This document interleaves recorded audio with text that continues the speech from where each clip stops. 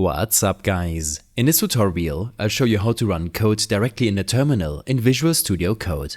Running code in a terminal can give you more flexibility and visibility over your output, especially when debugging or working with more complex scripts. While using Visual Studio Code, click on File in the top left corner of the window.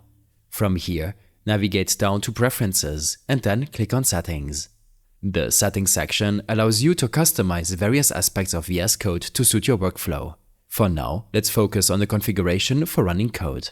Once you're in the Settings window, scroll down and expand the Extensions section. Here, find the Run Code Configuration option.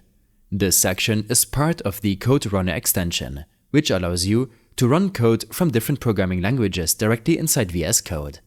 Make sure to check the box labeled Run in Terminal.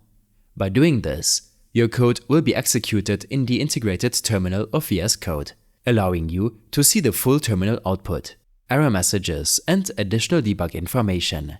This is especially useful for seeing interactive prompts or debugging more complex issues that might not display properly in the default output panel. If you are unable to find the Run Code Configuration option in your settings, it likely means that you don't have the Code Runner extension installed yet. This extension is crucial for running your code within VS Code. To install it, use the shortcut Ctrl, Shift and X on your keyboard to open the extensions marketplace. In the search bar, type in Code Runner and hit Enter. Find the extension and click on Install. Once installed, Code Runner will be fully integrated into VS Code, allowing you to run code for a variety of languages such as Python, JavaScript, C++, Java, and many more. After installing Code Runner, head back to your settings by clicking on File, Preferences, Settings. Under the Extensions section, you will now see the Run Code Configuration Preferences.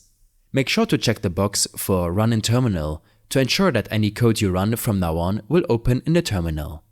I hope this helped you out.